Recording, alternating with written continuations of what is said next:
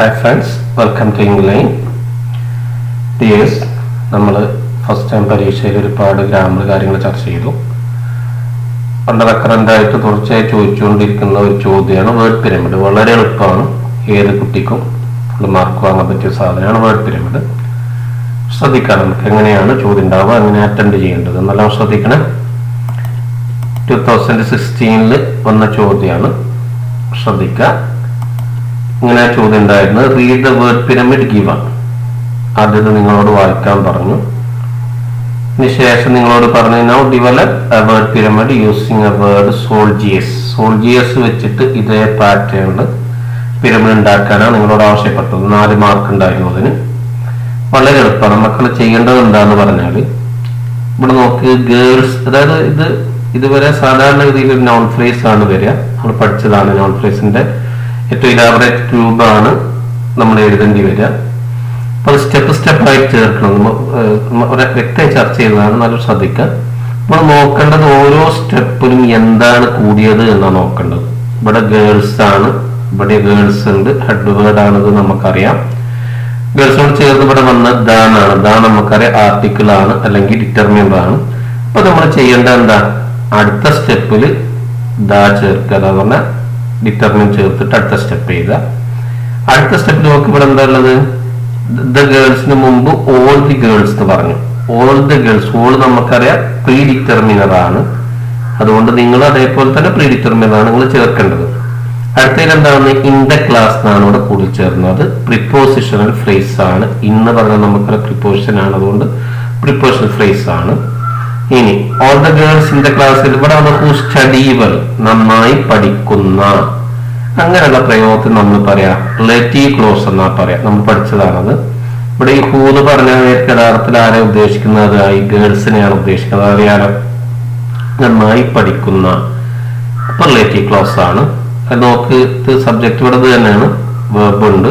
അങ്ങനെ വരുമ്പോൾ ക്ലോസ് എന്ന് പറയുന്നത് പഠിച്ചതാണ്. ഫ്രേസും ക്ലോസും നമ്മുടെ വ്യത്യാസമൊക്കെ. അപ്പൊ ഇതേപോലെ സോൾജിയേഴ്സ് വെച്ച് എഴുതാറുണ്ട്. ശ്രമിച്ചു നോക്കിയാലോ, സോൾജിയേഴ്സ് ആദ്യം ഉണ്ട്, ഡിറ്റർമിനർ വെക്കണം, അടുത്ത അതാണ് ദ സോൾജിയേഴ്സ് എന്ന് നമ്മൾ എഴുതി.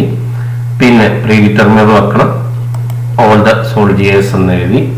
വേറെയും വെക്കാം, എളുപ്പമുള്ളത് പറയാനുള്ളത് എഴുതോട്ട് ശ്രദ്ധിക്കണേ. ഇനി നമുക്ക് വേണ്ട ഒരു പ്രിപ്പോസിഷണൽ ഫ്രേസ് ആണ്. അതിർത്തിയിലുള്ള എന്നുള്ള സെൻസ് നമുക്ക് എങ്ങനെ പറയാമോ, ഓൺ ദ ബോർഡർ എന്ന് എഴുതി. ഇവിടെ മക്കൾ ശ്രദ്ധിക്കേണ്ടത് ഓണോ ഇന്നോ തന്നെ ആണെന്നൊന്നുമില്ല, അങ്ങനെ പറയാം. All the soldiers of our country, all the soldiers of India എന്നൊക്കെ ആകട്ടോ. ഓഫും പ്രിപ്പോസിഷൻ ആണ്. നിങ്ങൾ ഇഷ്ടത്തിന് ചെയ്താൽ അതൊരു സാമ്പിൾ മാത്രമാണ്, വേറെ ചെയ്യാം. ഇനി നമുക്ക് എന്താ വേണ്ടത്, ഒരു റിലേറ്റീവ് ക്ലോസ് ആണ് വേണ്ടത്. രാജ്യത്തെ കാക്കുന്ന എന്നാണ് വിചാരിച്ചോ. അപ്പൊ നമ്മൾ എങ്ങനെ പറയാ, ഹൂ ഗാഡ് അവർ കൺട്രി. അതല്ല, ഞങ്ങൾ അഭിമാനിക്കുന്നതാണ് എങ്ങനെ നമ്മൾ പറയാ, all the soldiers of country of India ഹൂം V R proud of. അങ്ങനെ പല രീതി എഴുതാം. അത് തെറ്റരുത് എന്നുള്ളതേ ഉള്ളൂ, നല്ല ശ്രദ്ധിച്ച് ചെയ്യണം. എളുപ്പമല്ല മക്കളെ, 4 മാർക്കാണ്, ഉറപ്പിക്കണം കേട്ടോ. നൗ സീൻ 2017 ചോദ്യമാണ്, സിമ്പിൾ ആണ്. Girl, a tall girl, a tall girl in the class, a tall girl in the class who got a good grades എന്നാണ് നമുക്ക് തന്ന പാറ്റേൺ. വളരെ എളുപ്പമാണ്, നോക്കണ്ട, എല്ലാം ശ്രദ്ധിക്കാൻ തെറ്റും.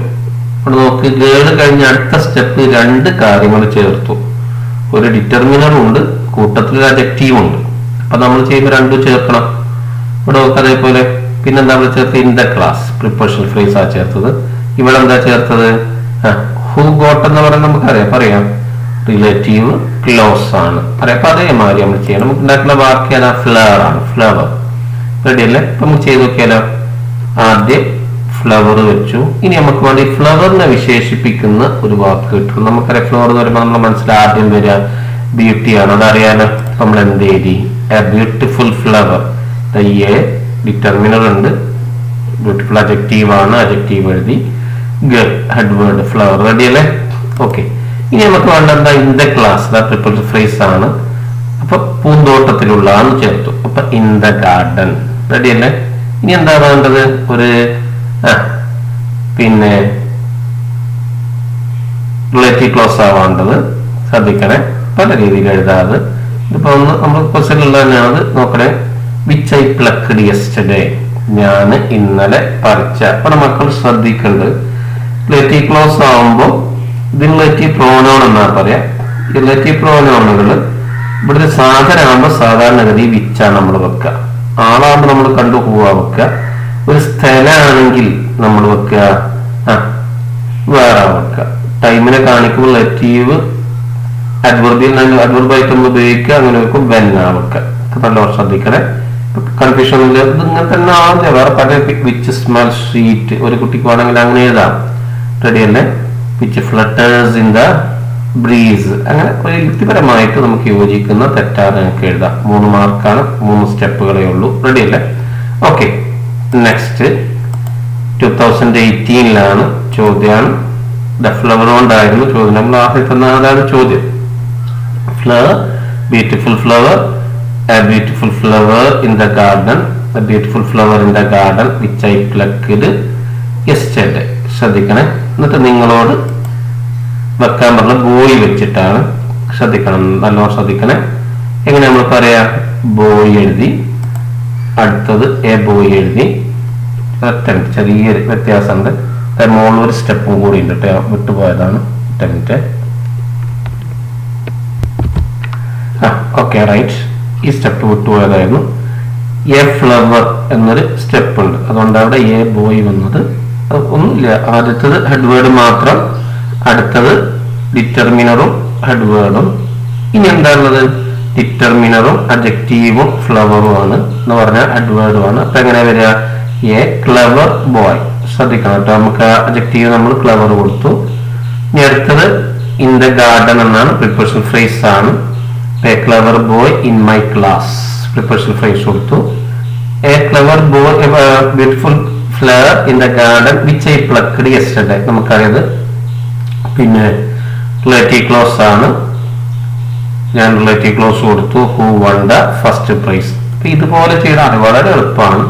ഇത് ഒരു സ്റ്റെപ്പിന് 1 മാർക്കാണ്. അങ്ങനെയാണ് 4 മാർക്കുള്ളത്, ഈ ബോയ് അല്ലാത്ത. റെഡി അല്ലേ? ഓക്കെ, ക്ലിയർ ആയല്ലോ? 2019 ആ ചോദ്യം ഉണ്ടായിട്ടില്ല. പിന്നെ അതുകൊണ്ട് നന്നായിട്ട് പ്രാക്ടീസ് ചെയ്യുക. ഇത് പല രീതിയിലായിട്ട് എല്ലാ പരീക്ഷകളിലും വരുന്നുണ്ട്. നന്നായി ശ്രദ്ധിച്ച് മനസ്സിലാക്കുക. നോൺ ഫ്രേസ് ആണ് അവിടെ വിലയിരുത്തുന്നത്, നമുക്കറിയാലോ, കുഴപ്പമില്ലല്ലോ. അപ്പൊ എന്തായാലും നന്നായി ശ്രദ്ധിച്ച് പഠിച്ച് ഭാഗം ക്ലിയർ ആക്കണം. Thank you for watching. Meet you again. Till then, good bye.